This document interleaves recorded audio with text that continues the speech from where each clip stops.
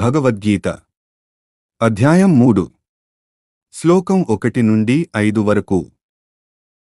భగవద్గీత అధ్యాయం 3 కర్మయోగం. భగవద్గీత 3వ అధ్యాయం కర్మయోగం అని ప్రసిద్ధి.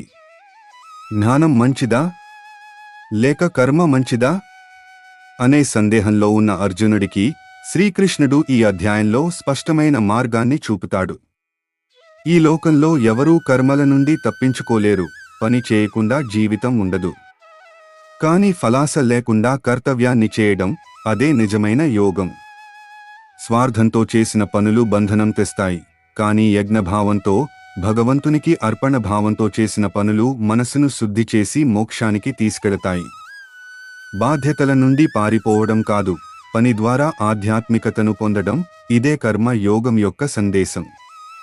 భగవద్గీత అధ్యాయం 3 శ్లోకం 1 అర్జున ఉవాచ జాయసి చేత్ కర్మణస్తే మతా బుద్ధిర్జనార్దన తత్కిం కర్మణి ఘోరే మాం నియోజేసి కేశవ.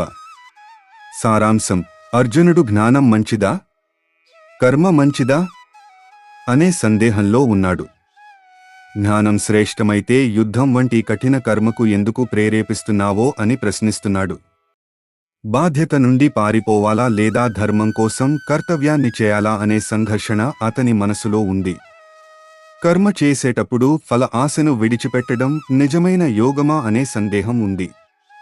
సరైన ఆధ్యాత్మిక మార్గాన్ని తెలుసుకోవాలనే నిజమైన తపన అర్జునుని మాటల్లో కనిపిస్తుంది.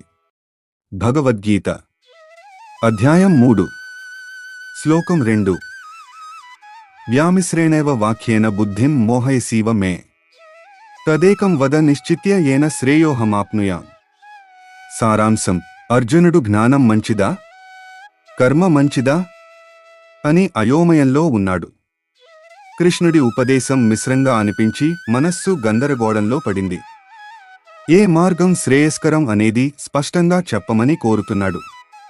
తనకు పరమమంగళాన్ని ఇచ్చే ఒకే మార్గం కావాలని అడుగుతున్నాడు. ఈ ప్రశ్న వల్ల కర్మయోగం బోధ మొదలవుతుంది.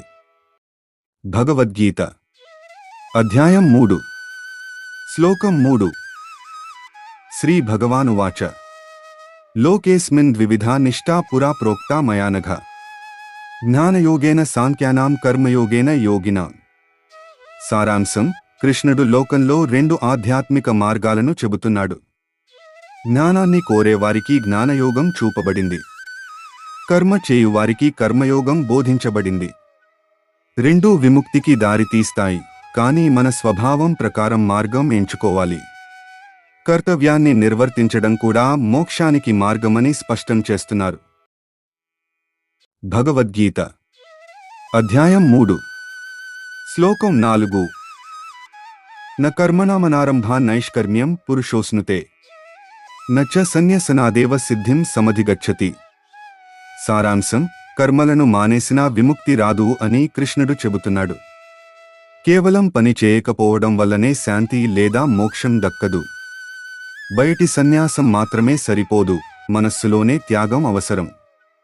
కర్తవ్యాన్ని తప్పించుకోవడం కాదు, దానిని నిస్వార్థంగా చేయాలి. కర్మలో ఉండి కూడా ముక్తి పొందవచ్చు. ఇదే కర్మయోగ సందేశం. భగవద్గీత అధ్యాయం 3 శ్లోకం 5 నహి కశ్చిత్ క్షణమపి జాతు తిష్ఠ్య కర్మకృత్ కార్యతే హ్యవసః కర్మ సర్వః ప్రకృతిజైర్గుణే. సారాంశం: మనిషి ఒక్క క్షణం కూడా కర్మ లేకుండా ఉండలేడు. ప్రకృతిలోని గుణాలు మనలను సహజంగా కర్మ వైపు నడిపిస్తాయి. కర్మను పూర్తిగా ఆపడం అసాధ్యం. కాబట్టి కర్మ నుంచి పారిపోవడం కాదు, దాన్ని శుద్ధమైన భావంతో చేయాలి. ఇదే కర్మయోగానికి మూలభూతం. ప్రతిరోజు భగవద్గీత శ్లోకాల కోసం మా ఛానల్ని సబ్స్క్రైబ్ చేసుకోండి. ఈ శ్లోకం మీకు నచ్చినట్లయితే మిత్రులతో షేర్ చేయండి. జై శ్రీకృష్ణ.